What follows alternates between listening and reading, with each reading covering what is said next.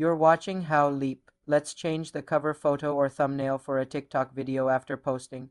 Open the TikTok app and go to your profile. Find the video you want to edit and tap on it to open it. Tap the three-dot menu in the bottom right corner. From the menu, select Edit Video. On the edit screen, you will see an option labeled cover or a thumbnail image at the bottom. Tap on it. You can now choose a new cover from the frames of your video by scrubbing through the timeline. Once you've selected a new frame, tap Save in the top right corner. Finally, tap Save again on the main edit screen to apply the changes. The new thumbnail will update on your profile and in the For You feed. You can change it as many times as you like. For more simple computer tutorials, subscribe to the channel.